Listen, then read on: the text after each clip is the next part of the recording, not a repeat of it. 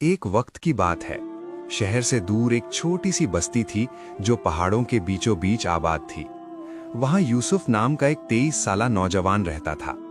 यूसुफ बहुत बेचैन रहता था। उसका जहन हमेशा ख्यालात से भरा रहता था। सारा दिन मुख्तलिफ ख्यालात आते और जाते रहते थे और ये ख्यालात उसे बेसुकून और थका हुआ महसूस कराते थे। वो हमेशा अपने माजी के बारे में गमगीन रहता था और मुस्तकबिल के बारे में बहुत सोचा करता था। इन ख्यालात की वजह से उसका जहन एक तूफान की तरह था। वो सुकून महसूस नहीं कर पाता था, अच्छी तरह से सो नहीं सकता था और मुस्कुराना भी भूल चुका था। एक दिन यूसुफ ने पहाड़ों में किसी गांव के बारे में सुना जो बहुत दूर था। उस गांव में एक आदमी रहता था जो पहले शहर में एक मशहूर माहिर नफ्सियात था। उसने अपनी जिंदगी में बहुत से लोगों की मदद की थी और उन्हें सिखाया था कि जहन में सुकून कैसे पाया जा सकता है।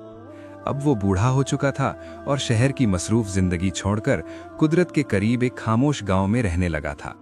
अक्सर लोग उससे मशवरा लेने आते थे। यूसुफ के अंदर तजस्सुस और उम्मीद पैदा हुई। उसने फैसला किया कि मुझे जरूर जाकर उस बूढ़े आदमी से मिलना चाहिए। उसने सोचा, शायद ये अक्लमंद इंसान मुझे सुकून तलाश करने में मदद दे। यूसुफ ने सफर शुरू किया। कई दिनों की तवील और थका देने वाली सफर के बाद यूसुफ पहाड़ी गांव पहुंच गया। जब वो वहां पहुंचा तो उसने एक छोटा सा घर देखा जो फूलों से ढका हुआ था। घर के बरामदे में बूढ़ा आदमी खामोश बैठा था। उसकी आंखें बंद थीं और वो बहुत पुरसुकून दिखाई दे रहा था। यूसुफ उसके पास गया और नरमी से बोला, दादा जान, मेरा जहन बहुत बेचैन है। मैं सोचना बंद नहीं कर पाता। मैं अपने दिल में सुकून चाहता हूँ। क्या आप मेरी मदद कर सकते हैं? बूढ़े आदमी ने आहिस्ता से आंखें खोली और पुरसुकून मुस्कुराहट दी। उसने कहा, तो तुम सुकून तलाश कर रहे हो? फिर मेरे साथ आओ, मैं तुम्हें एक छोटा सा काम दूंगा। वो यूसुफ को अपने छोटे से सहन में ले गया। फिर उसने एक ग्लास में पानी भरा, इतना कि वो ऊपर तक लबरेज हो गया। ग्लास इतना भरा हुआ था कि जरा सी जुम्बिश से पानी बह जाता। उसने ये ग्लास यूसुफ को देते हुए कहा, ये ग्लास ले जाओ और गांव के किनारे तक जाओ और वापस आ जाओ, लेकिन याद रखना, एक भी कतरा नीचे नहीं गिरना चाहिए। यूसुफ ने हैरानी से उसकी तरफ देखा, लेकिन वो अपने ख्यालात को खत्म करना चाहता था, लिहाजा उसने ये चैलेंज कबूल कर लिया। यूसुफ ने ग्लास एहतियात से पकड़ा और चलना शुरू किया। सड़क तंग और मसरूफ थी। कुछ लोग चल रहे थे, कुछ दौड़ रहे थे। दुकानदार ग्राहकों को आवाजें दे रहे थे और कुत्ते भौंक रहे थे। मगर यूसुफ ने इधर उधर नहीं देखा। उसकी नजरें सिर्फ ग्लास पर थीं। वो आहिस्ता आहिस्ता एहतियात से कदम बढ़ा रहा था। लोग उसे हैरानी से देख रहे थे, लेकिन किसी ने उसे तंग नहीं किया। वो जानते थे कि वो कुछ अहम सीख रहा है। आखिरकार यूसुफ वापस बूढ़े आदमी के पास आया और बोला, दादा जान, मैंने कर दिखाया।